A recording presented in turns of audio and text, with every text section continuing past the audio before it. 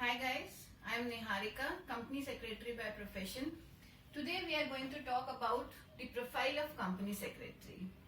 If you have completed 12th from Commerce stream, you have three options: CA, CS and CMA.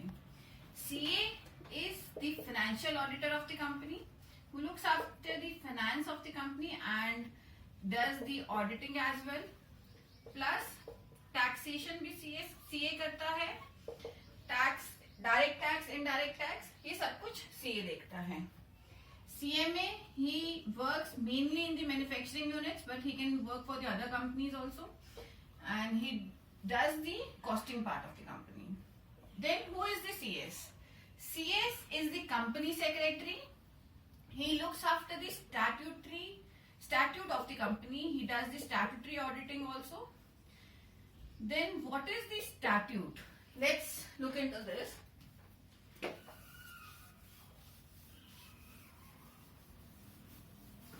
Statute means law.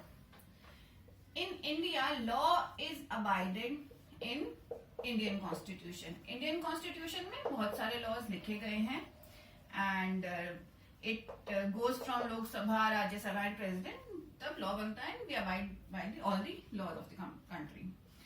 We work under the Ministry of Corporate Affairs. If we are working for the companies, then we work under the Ministry of Corporate Affairs. CA भी इसी के under काम करता है. They have divided their works to RDs. RDs are the regional directorates. There are 4 regional directorates in the country. Regional directorates के अंदर हर state में काम करती हैं ROCs. अब रीजनल डायरेक्टरेट हर स्टेट को तो नहीं देख सकता, so ROCs have been formed who will look after whether a company is complying with all the laws of the country or not. और उन लॉज को कंप्लाई वो करवाएंगे किससे? CS से. कंपनी में बैठ के CS ये काम करेगा कि कंपनी सारे लॉज को अबाइड कर रही है या नहीं कर रही है. अब कंपनी में लॉज अप्लाई करवाना इतना जरूरी क्यों है, वो उस पे एक नजर डालते हैं. कंपनी चलती है लोगों से. कंपनी में मेन पार्ट कौन होता है? Who is the owner of the company? Shareholders. अब ये शेयर होल्डर्स कहां से आते हैं? Shareholders are the persons like us who invest their money into the company. हम लोग कंपनी में पैसा लगाते हैं, उस पैसे को कंपनी यूटिलाइज करती है और हमें बदले में रिटर्न देती है. तो वो पैसा क्या सही जगह लग रहा है या नहीं लग रहा है, उसके लिए लॉ लगाना जरूरी है. अब हम पैसा जो कंपनी को देते हैं, कंपनी खुद तो काम करेगी नहीं, काम कौन करेंगे? Board of directors. We will appoint some board of directors जो हमारे बिहाफ पे कंपनी में काम करेंगे और ये हमारा पैसा मार्केट में लगाएंगे. अब ये बोर्ड ऑफ डायरेक्टर्स ढंग से हमारे पैसे को यूटिलाइज कर रहे हैं या नहीं कर रहे हैं, हमारा पैसा सही जगह लग रहा है, किसी इलीगल एक्टिविटी में तो नहीं लग रहा, ये देखने के लिए लॉ कंप्लाई करवाया जाता है. Certain sections have been formed. Companies act में कुछ सेक्शंस हैं जिनको फॉलो करवाया जाता है और ये सेक्शंस फॉलो कौन करवाएगा? CS विल लुक आफ्टर की कंपनी उन 470 सेक्शंस को फॉलो कर रही है या नहीं कर रही है. अब एज ए कंपनी सेक्रेटरी मुझे कंपनी लॉ देखना है, क्योंकि कंपनी में अगर मेरे को कंपनी चलानी है, लॉ अवॉइड कराना है, तो कंपनी लॉ लागू करवाना बहुत जरूरी है. कंपनी लॉ में 470 सेक्शंस हैं और शेड्यूल्स हैं. We have 7 schedules in company law. ये सारे के सारे सेक्शंस और शेड्यूल्स कंपनी को फॉलो करना जरूरी है. इन सेक्शंस के अकॉर्डिंग कंपनी में बोर्ड मीटिंग्स होंगी, जनरल मीटिंग्स होंगी. जनरल मीटिंग्स करवाने का मकसद यही होता है कि शेयर होल्डर्स को टाइम टू टाइम इंफॉर्मेशन रहे कि कंपनी क्या काम कर रही है. जनरल मीटिंग साल में एक बार होती है. अब कंपनी में तो हमने काम कर लिया, तो अब देखते हैं कि CS की अपॉइंटमेंट क्यों जरूरी है और as per the company law कहां पर CS अपॉइंट होगा. CS की appointment as per company law rule 8A we are into the KMPs of the company.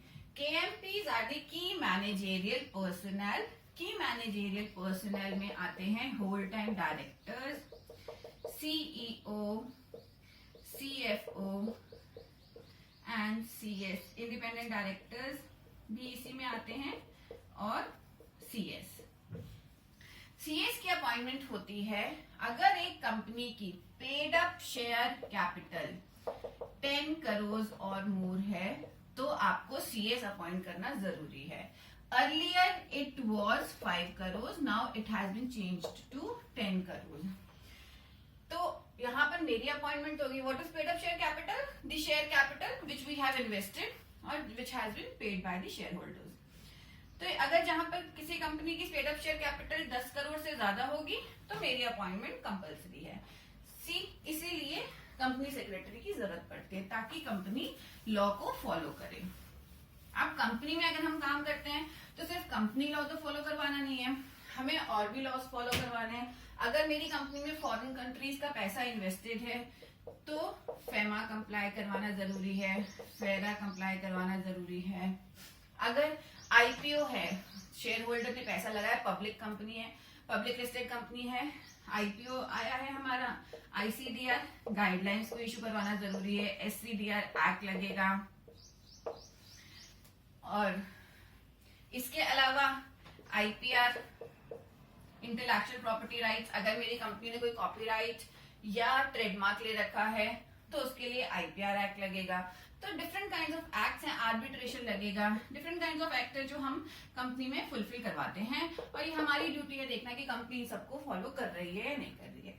इसके अलावा अगर कंपनी पे कोई भी केस चल रहा है तो वो जो एडजुडिकेटिंग अथॉरिटी है, जैसे कि आर्बिट्रेटर्स के पास जाना, कंसिलेटर्स के पास जाना, फेमा की एडजुडिकेटिंग अथॉरिटी, सेबी की एडजुडिकेटिंग अथॉरिटी, इन सब के पास जाना भी, इन सब के आगे represent as a representative company secretary जाएगा। तो ये कंपनी में काम करने वाले कंपनी सेक्रेटरी का मोटा मोटा प्रोफाइल होता है।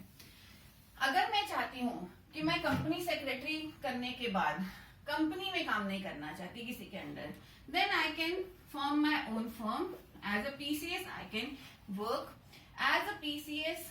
माई job profile will be to handle the companies affairs. अब क्या क्या अफेयर्स होते हैं कंपनी में?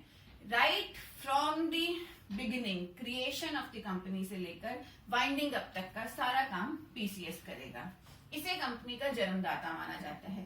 कंपनी का क्रिएशन, जैसे कि कंपनी को आरओसी के पास रजिस्टर करवाना, उसके लिए नाम लेना, और कंपनी का एमओए एओए बनाना कि कंपनी क्या बिजनेस कर सकती है, ये सब क्रिएशन में आता है। ये प्रैक्टिसिंग कंपनी सेक्रेटरी करवाता है। क्रिएशन हो गया, कंपनी को आईपीओ लाना है तो as a scrutiniser I can work for bringing up the money, for bringing money to the company.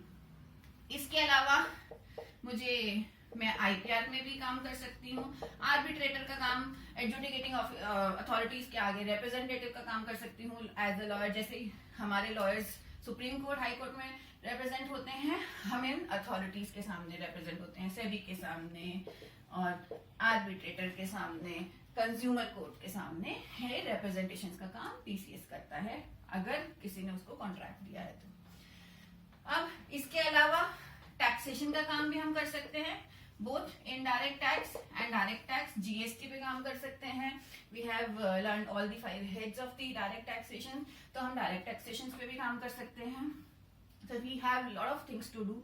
अगर हम कंपनी सेक्रेटरीशिप का कोर्स करते हैं तो हमारे पास बहुत सारे ऑप्शंस ओपन हो जाती हैं। जरूरी नहीं है कि आपको कंपनी में ही काम करना है, आप इसके अलावा अपनी फर्म बना सकते हैं, आईपीआर के ट्रस्टी बन सकते हैं, आर्बिट्रेटर की तरह काम कर सकते हैं, सेबी में भी आप जाकर काम कर सकते हैं।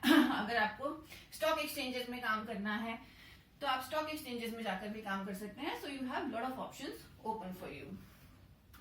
अब ये तो पता चल गया कि कंपनी सेक्रेटरी काम क्या करता है, पर कंपनी सेक्रेटरी बनना कैसे है ये तो जान लें हम। इसके लिए हमें जाना पड़ेगा आईसीएसआई के पास।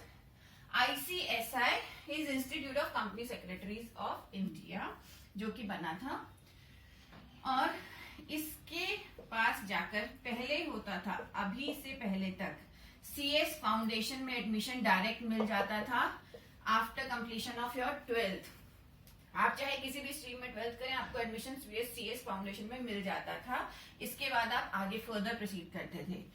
Right from this year 2020 this has been cancelled and you have to appear for an entrance test which is company secretary executive entrance test, जो करने के बाद आपको CS में एडमिशन मिलेगा।